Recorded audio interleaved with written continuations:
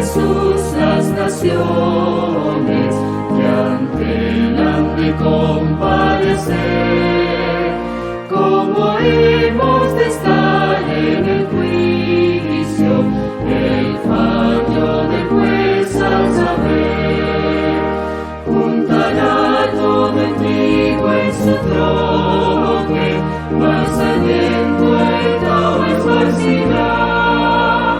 Como hemos de estar en el juicio, el gran día que pronto vendrá.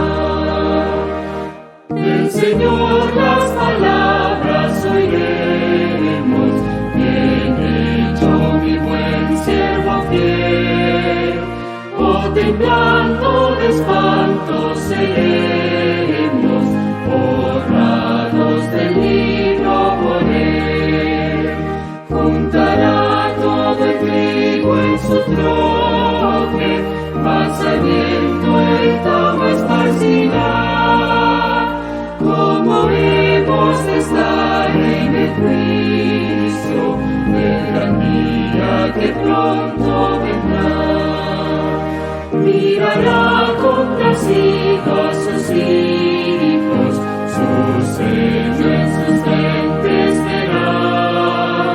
Mientras ellos de enojos le adoren, coronas de luz les pondrá. Juntará todo el trigo en su troje, mas el viento el todo esparcirá. Como hemos de estar en el juicio, el gran día que pronto vendrá.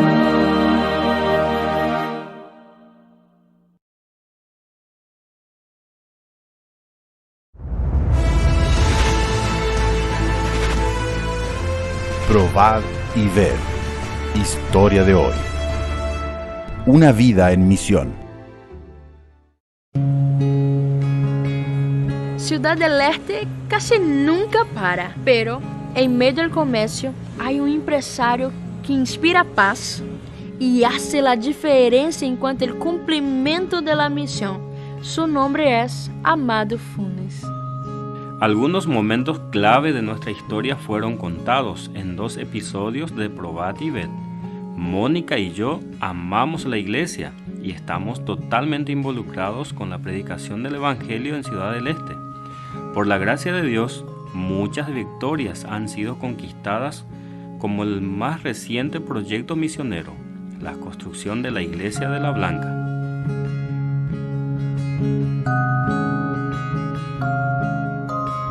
Decidimos mudarnos de casa para vivir en un barrio que no tenía iglesia adventista. Tras la compra del terreno para el templo, que fue posible gracias a la ayuda de la División Sudamericana, la Unión Paraguaya y los Hermanos de la Blanca, comenzamos a planificar la construcción que duró 6 meses. Durante todo ese tiempo, la iglesia estuvo unida en oración y al mismo tiempo sus miembros continuaron con su plan de fidelidad a Dios. Para alcanzar nuestro objetivo, realizamos ferias de salud, obra evangelística con las parejas misioneras, con los jóvenes Caleb y los de 1 año en misión. Tengo un pacto personal con Dios de separar 10% de mis ganancias como diezmo y 20% como ofrenda de gratitud al Señor. Solo que teniendo en cuenta la importancia de este proyecto, decidimos hacer un nuevo pacto con Dios. Entonces ahora era entregar la mayor parte de las ganancias de mi negocio a Dios por 6 meses, o sea, todo lo que ganaba en ese tiempo sería invertido en este proyecto, y solo el 30% quedaba para sustentar a nuestra familia. Pero llegaron las pruebas. Mi suegro se cayó de la moto y se fracturó las piernas, y tuvimos que trasladarlo a Ciudad del Este para que entre en cirugía. Mientras que se hacía la cirugía a mi suegro, aprovechamos también a hacer los estudios a mi suegra, que estaba en Ciudad del Este, ¿verdad? Y a ella le detectaron cáncer. Entonces había un segundo golpe para nosotros. Mientras eso, seguíamos construyendo la Iglesia de la Blanca. Gracias a Dios, mi suegro salió de cirugía, le dieron de alta y ahora quedaba seguir el tratamiento con mi suegra. Entonces, lo particular del caso de mi suegra, que el tumor que se detectó a ella era grande y había miedo. Los doctores tenían miedo que haya metastasis ya en ella, pero se hicieron los estudios. El primero salió grande, el segundo estudio ya arrojó un resultado muy inferior al primero. Entonces el doctor quería un tercer estudio, pero ahí mi esposa le dijo al doctor que ya no podíamos pagar ese estudio porque era caro. Entonces él dijo, yo pago para confirmar lo que estoy viendo. El primer diagnóstico era muy grande, el segundo muy pequeño. El tercer estudio arrojó pequeño también. Entonces ahí empezamos a ver el milagro de Dios en la vida de mi suegra. Entonces ella entró en cirugía y le retiraron el tumor y ahora ella está en recuperación, sin cáncer, por la gracia de Dios. Queridos hermanos, les invito para que tengan un plan personal con Dios y entreguen su vida para la predicación del Evangelio. Mientras que nosotros cuidemos los asuntos del Señor aquí en la tierra, Él se encargará de cuidar de lo nuestro. Pase lo que pase, probad y ved. Ahora los invito a participar de este momento especial de adoración por medio de los diezmos y las ofrendas. Que Dios los bendiga.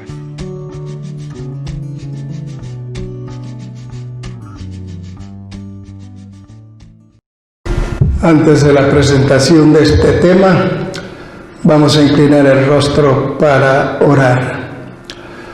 Amante Padre Celestial, te damos gracias por tu palabra.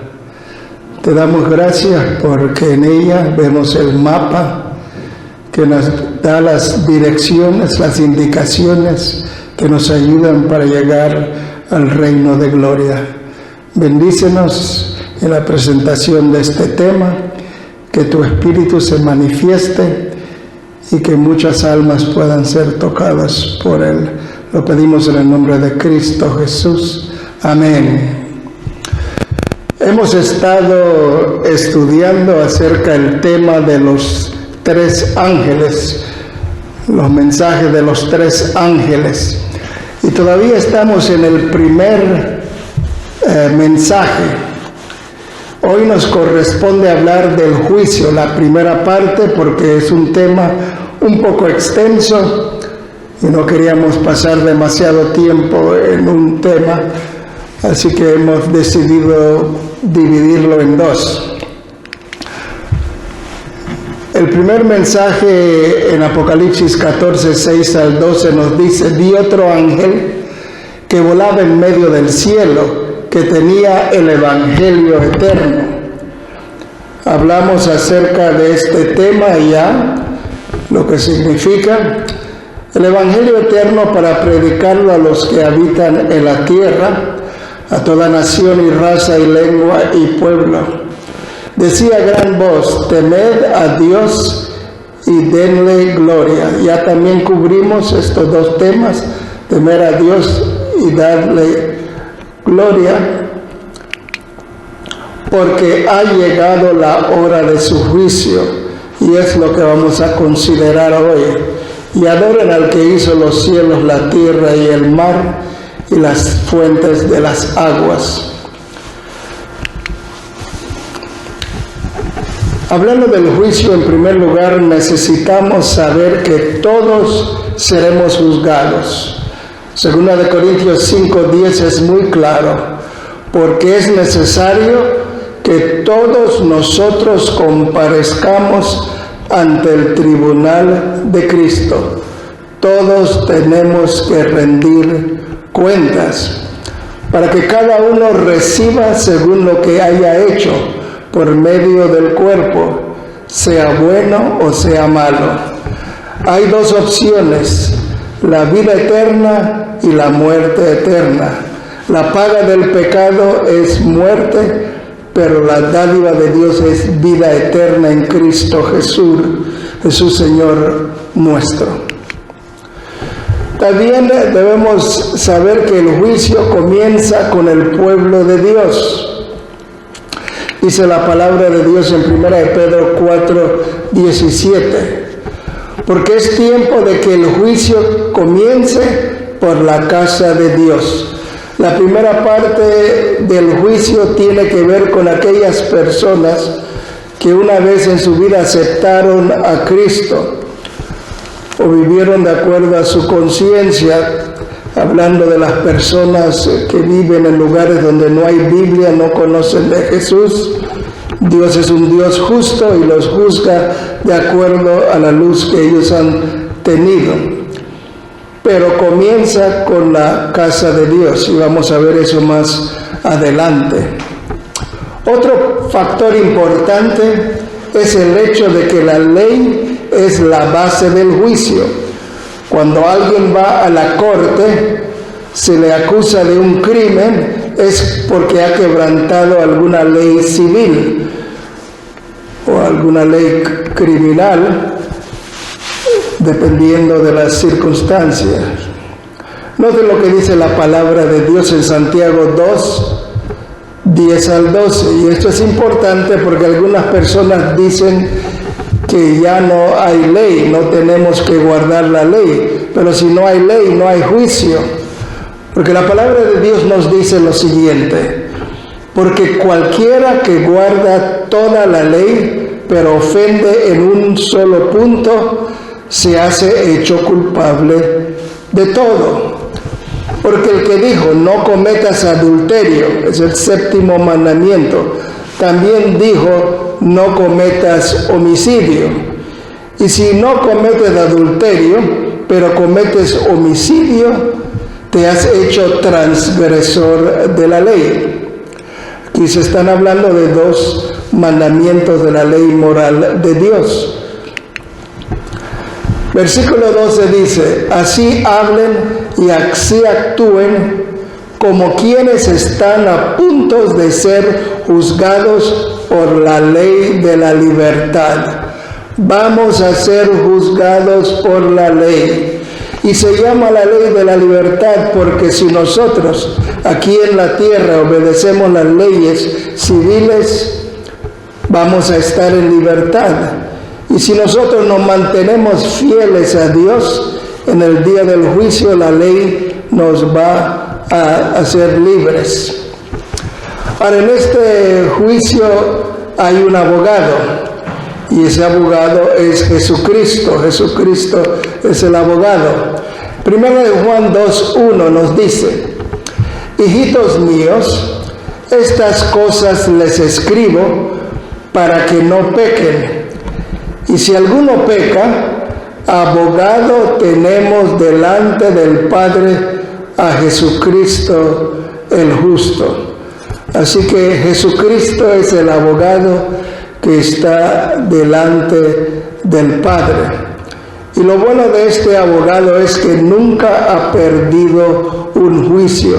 Si nosotros nos mantenemos conectados a Él y Él nos representa, entonces no tenemos que tener temor. Ahora, en el juicio los ángeles son los que sirven, dice Daniel 7:10. Miles de miles le servían y millones de millones estaban de pie delante de él. La Biblia no dice específicamente que los ángeles son los que sirven, pero cuando nos damos cuenta de los habitantes del cielo, nos damos cuenta de que hay 24 ancianos, en Apocalipsis 4:10. Hay 4 seres vivientes ahí en el mismo capítulo, los versículos 6 al 9. Hay serafines que encontramos en Isaías 6:2, los que tienen 6 alas. Hay querubines, Isaías 37:16, son los que están alrededor del trono de Dios. Y luego hay ángeles, Mateo 22:30, donde le hacen una pregunta que si alguien muere y su hermano se casa con la hermana y ese hermano muere, y se casa otra vez con otro hermano y así sucesivamente. Dice, en el reino de Dios, ¿con cuál de ellos se va a casar la mujer? Y dice que van a ser como los ángeles que no se casan. Así que de todos estos, la mayoría, hay 24 ancianos, no puede haber miles de miles ni millones de millones, ni tampoco los seres vivientes, que solo son 4. Así que la conclusión obvia es que los ángeles son los que están encargados. Y los ángeles son los que ministran, los que sirven al pueblo de Dios, los que protegen al pueblo de Dios, pero también son los que registran nuestros actos, nuestros pensamientos, nuestras palabras, actitudes, etc. Ahora, hay registro de nuestros hechos en libros. El libro de Daniel 7:10 dice, el tribunal se sentó y los libros fueron abiertos. Hay varios libros, libro de memoria, libro de la vida, libro de las lágrimas que menciona David en un salmo. Pero en Apocalipsis 20:12 nos dice, vi enfrente del trono a los muertos grandes y pequeños. El libro de la vida estaba abierto junto con otros libros. Ahora, esto encaja con el hecho de que los hijos de Dios van a ser juzgados primero. Ahí es donde comienza el juicio, porque en el libro de la vida están los nombres de todas las personas que en algún tiempo aceptaron a Cristo. Pero continúa diciendo, los muertos fueron juzgados por sus obras, las cuales estaban escritos en los libros. Ahora, no sabemos, hoy día dice que los libros anteriormente eran pergaminos. Quién sabe si son videos en tercera dimensión que tiene registrado todos los hechos de los seres humanos. Ahora, Satanás es el acusador o el fiscal. Noten lo que dice Apocalipsis 12, porque ha sido arrojado el acusador de nuestros hermanos, el que los acusaba día y noche delante de nuestro Dios. Ahora sabemos que cuando hubo guerra en el cielo fueron lanzados fuera los ángeles que se rebelaron junto con Satanás. Pero hasta que vino Cristo, Satanás era el representante de la tierra en los concilios del cielo, y es ahí donde acusaba a los hermanos, porque solo puede acusar a aquellos después del pecado que han estado pecando durante todo este tiempo. Nos acordamos del caso de Job, como él acusaba a Job. También si vamos a Zacarías nos damos cuenta de cuando Josué, el sumo sacerdote, estaba con ropas viles, el diablo lo acusaba delante de Dios. Así que él es el acusador, es el fiscal en el juicio. Ahora, el Padre es el juez. En Daniel 7:9 dice, estaba mirando hasta que fueron puestos unos tronos y se sentó el anciano de días. Ese es el Padre. El tribunal se sentó y los libros fueron abiertos.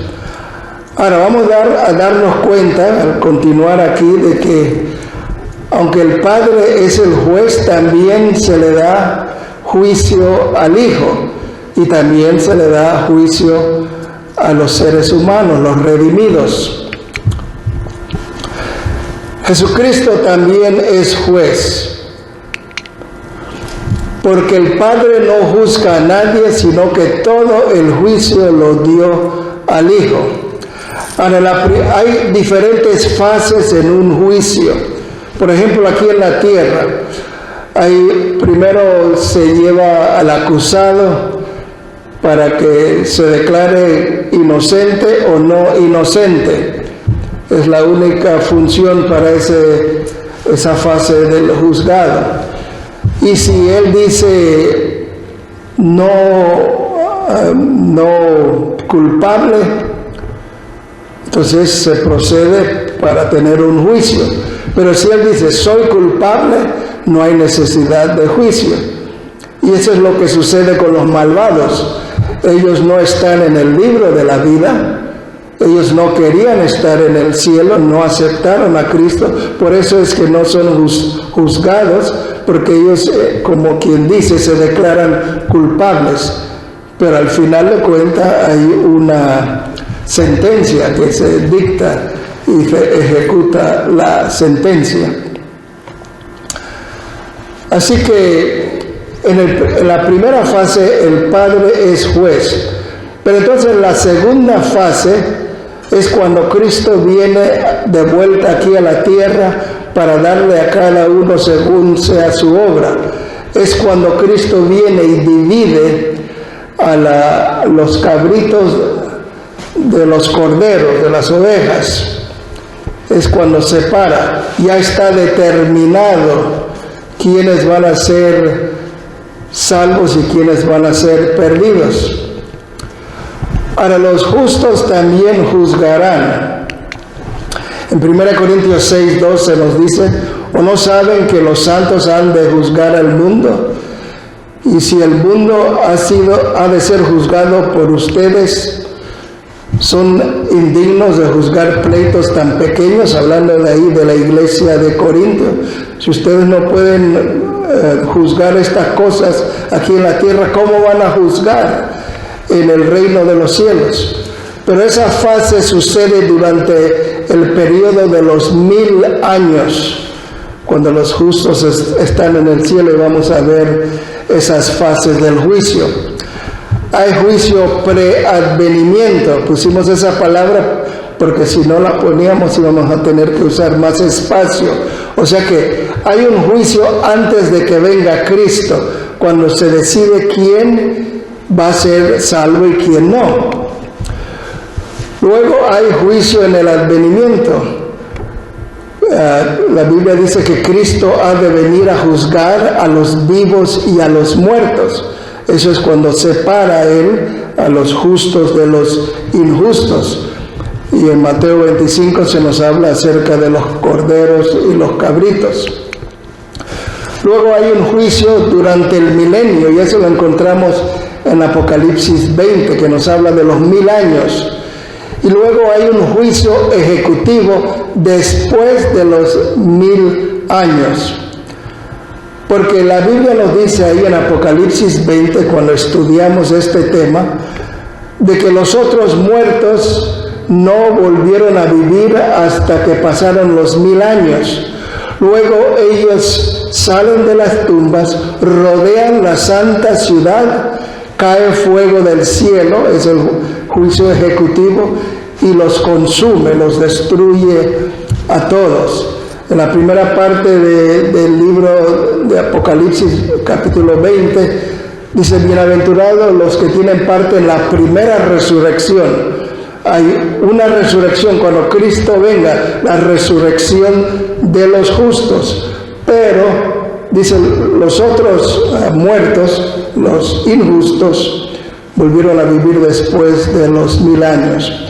Ahora, durante el periodo de los 1000 años, los justos van a revisar los libros, van a quitar toda duda. Algunos van a querer saber por qué tal persona está aquí, por qué otra persona que pensaban que iba a estar no está. Y en al revisar los libros, entonces no queda ninguna duda en la mente de nadie, y por eso se les da 1000 años para hacer este trabajo. Ahora, en el juicio, Jesucristo es justo. Él es fiel y verdadero, dice la palabra de Dios también. En 1 Juan 2:1 se dice, hijitos míos, estas cosas les escribo para que no pequen. Y si alguno peca, abogado tenemos delante del Padre, a Jesucristo el justo. Siempre ha sido justo, fiel y verdadero. Ahora noten la justicia de Cristo. Miqueas 7, 18 y 19. ¿Qué Dios hay como tú, que perdona la maldad y olvida el pecado del remanente de su heredad? Si nosotros aceptamos a Cristo, Él nos perdona y nos limpia de todo pecado. Pero cada día que pecamos, le oramos a Dios y entonces Él nos perdona y se olvida por completo de ese pecado. Entonces, cada vez que somos perdonados, estamos perfectos delante de Dios, sin pecado, completamente perdonados. Es como el ladrón en la cruz. El ladrón en la cruz pidió perdón y Cristo le dijo: de cierto te digo, hoy estarás conmigo en el reino. Ahora, perdona nuestros pecados y le olvida. Dice: no ha guardado para siempre su enojo, porque Él se complace en la misericordia. Dios es un Dios clemente y misericordioso. Volverá a compadecerse de nosotros, pisoteará nuestras iniquidades y echará nuestros pecados en las profundidades del mar. Se cuenta la historia de cierto hombre que venía a ver a un médico, pero cada vez que llegaba ahí había unas revistas religiosas que tenía ese médico, y este hombre comenzaba a leer y comenzó a decir gloria, aleluya, por las cosas que estaba leyendo. Pero le dijo el doctor a la enfermera: la próxima vez que tenga cita este señor, no le pongan revistas religiosas ni la Biblia afuera. Pongan aquí National Geographic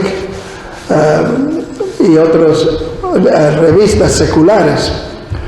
Pero cuando vino el hombre, comenzó a gritar gloria, aleluya otra vez.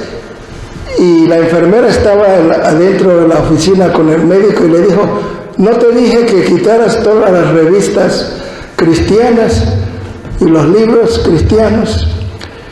Y ella dijo: sí lo hice. Y entonces, ¿por qué está gritando ese hombre afuera? Cuando fueron, tenía una revista de National Geographic y él mismo le dijo a la enfermera: mire, la Biblia dice que Dios, cuando pecamos y nos perdona, tira nuestros pecados a lo más profundo del mar. Y aquí me doy cuenta que cerca de las Filipinas es el lugar que han encontrado que es el lugar más profundo del mar. Y yo dije gloria, aleluya, porque Dios toma nuestros pecados y los tira como 2 millas debajo del nivel del mar. Dios se olvida por completo de nuestras iniquidades. Ahora, Apocalipsis 3:5 nos dice: de esta manera el que venza será vestido con vestiduras blancas. El que es victorioso en su guerra contra el pecado, Dios lo va a cubrir de su justicia y va a poder tener un lugar con Él en su reino. Y dice: y nunca borraré su nombre del libro de la vida. Ahí nos dice de que hay posibilidad de que el nombre sea borrado. O sea que hay 2 posibilidades en el juicio: o nuestros pecados son borrados, que han sido perdonados, o nuestro nombre es borrado, porque no nos hemos mantenido fieles a Dios y no hemos confiado en su ayuda. Dios provee todo lo que nosotros necesitamos. Él nos da su gracia y su misericordia, porque por gracia somos salvos. Él nos da la fe, dice: por gracia somos salvos por medio de la fe, y eso no de vosotros, para que nadie se gloríe. No es algo que nosotros hacemos. La salvación es gratis, pero dice que somos creados para buenas obras, somos transformados, participamos de la naturaleza divina. Él nos da arrepentimiento. La Biblia dice que le dio arrepentimiento a Israel y también a los gentiles. nos da perdón, nos promete que si confesamos los pecados, Él es fiel y justo para perdonarnos y limpiarnos de toda maldad. Nos da el Espíritu Santo para transformarnos, nos da el Espíritu Santo para que podamos nacer de nuevo, tengamos nueva vida, nuevas criaturas en Cristo, con una naturaleza espiritual y no carnal. También nos da la Santa Biblia para dirigirnos en todos nuestros caminos. Nos escucha cuando le hablamos por medio de la oración y contesta nuestras plegarias. Nos da deseo de hacer su voluntad. Dice la Biblia, el hacer tu voluntad, Dios mío, me ha agradado y tu ley está en medio de mi corazón. Ese es el nuevo pacto, porque Él pone su ley en su corazón y en su mente. Nos dice el libro de Hebreo, hablando del nuevo pacto. Hay una transformación completa.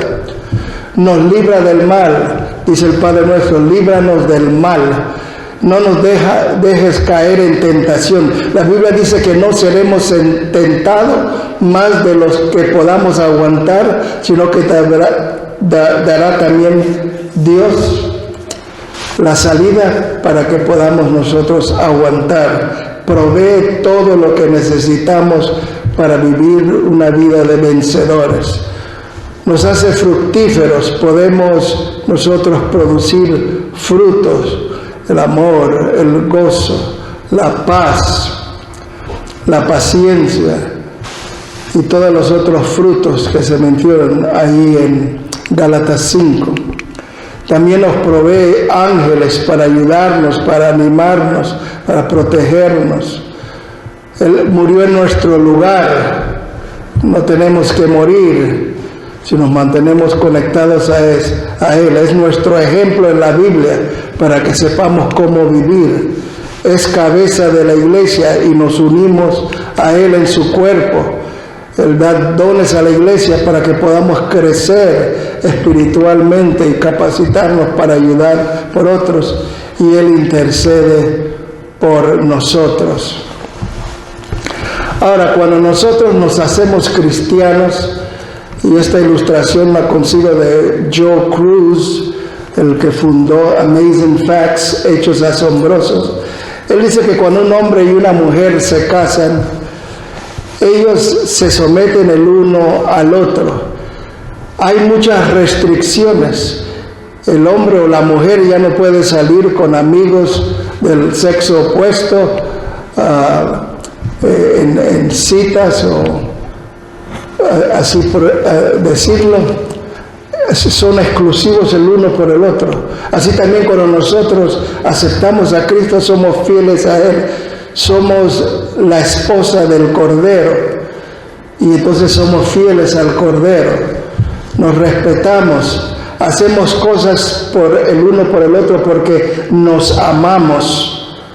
Porque en el juicio aún nuestros motivos van a ser considerados. Alguien puede dar todo lo que tiene y no tiene amor, como dice 1 Corintios 13. Si doy todo lo que tengo para los necesitados y no tengo amor, de nada sirve. Si doy mi cuerpo como sacrificio y no tengo amor, de nada sirve. Así que el esposo y la esposa hacen cosas para complacerse el uno al otro. Todo es por amor. Sí parece restricciones. Aún en el ejército hay algunas personas, por ejemplo, durante el 9/11, septiembre 11, cuando cayeron las Torres Gemelas, muchos americanos, por amor a su patria, se enlistaron como soldados en el ejército, en las Fuerzas Armadas de los Estados Unidos. Y estaban dispuestos a sufrir, como aquí sufren algunos, por los sargentos, los instructores que los humillan, pero ellos lo hacen por amor a su patria. Y nosotros con más razón, por amor a lo que Cristo ha hecho por nosotros, por lo que está haciendo y por lo que va a hacer en el futuro si nos mantenemos conectados a Él, que es la vid. Nosotros somos injertados en esta vid y entonces nosotros participamos de la naturaleza de la vid y damos fruto para honra y gloria de Dios. En el tiempo de Pablo, el juicio era futuro. Note lo que dijo en Atenas, en Hechos 17:31.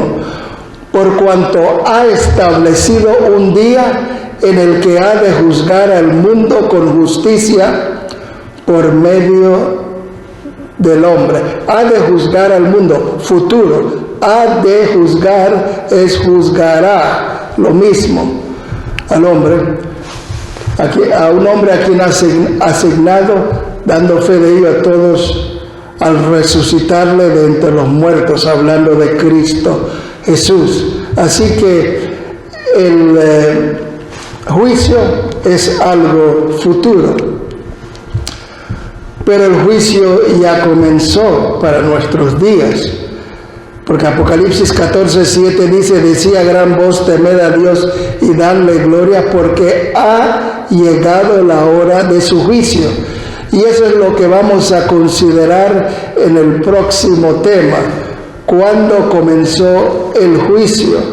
Es algo que toma tiempo para desarrollar, pero ha comenzado porque hay que determinar quiénes van a ser salvos cuando Cristo venga a este mundo. El resumen de lo que la Biblia dice acerca del juicio, noten Eclesiastés 12:13 y 14. La conclusión de todo el discurso oído es esta: teme a Dios y guarda sus mandamientos, porque esto es el todo del hombre. Parece al mensaje del primer ángel: temed a Dios y darle gloria, porque la hora de su juicio ha venido. Dice: porque Dios traerá a juicio toda acción con todo lo escondido, sea bueno o sea malo. Que Dios nos ayude para que nosotros tomemos a Cristo como nuestro abogado, para que podamos vivir con Él por la eternidad. Se dice, te cuenta la historia de cierta señora que estaba casado con un señor rico, y ella tenía que ir con un abogado para ver acerca de la herencia. Y había un abogado que era considerado como el mejor abogado en ese pueblo. Pero ella dijo, fue y habló con él, y cuando le preguntó cuánto cobraba, dijo: déjeme pensarlo. Luego fue con otro que no era tan bueno como este, y este le estaba cobrando más de lo que le cobraba el otro. Y entonces ella dijo: bueno, tengo que regresar con el primero. Pero cuando fue al despacho del abogado, vio un rótulo que decía: este despacho va a ser cerrado porque este abogado ha sido nombrado juez por el gobernador de este estado. Y entonces ella se sintió muy mal, porque cuando tuvo la oportunidad dejó a un lado a este abogado que le podría haber ayudado, y ahora él se convirtió en juez. Cristo es nuestro abogado, pero se va a convertir en juez. Si nosotros no lo aceptamos, entonces no vamos a poder entrar en el reino de los cielos. Pero si estamos con Cristo, miren qué ventaja de que nuestro abogado sea también nuestro juez. No puede haber una situación mejor que esa. Cristo pagó por nosotros para que nosotros no tuviéramos que sufrir la segunda muerte. Que Dios nos ayude, nos bendiga, para que si no hemos aceptado a Cristo, le pidamos hoy que Él sea Señor y Salvador de nuestras vidas. Oremos. Amante Padre Celestial, te damos gracias porque tú eres un Dios justo. Tú eres un Dios de misericordia. Tú has trazado un plan, el plan de salvación, para que todos seamos salvos. Y si cooperamos con el plan, todo es fácil, porque Dios es el que obra en nosotros el querer como el hacer de su santa y divina voluntad. Si morimos a Dios, como dice Pablo, con Cristo estoy juntamente crucificado y vivo no ya yo, mas vive Cristo en mí. Y entonces las cosas que hago van a ser motivadas por Cristo, que está en las riendas de nuestro corazón. Él nos ayuda. Que Dios nos bendiga y que podamos todos encontrarnos en el reino de los cielos. Amén.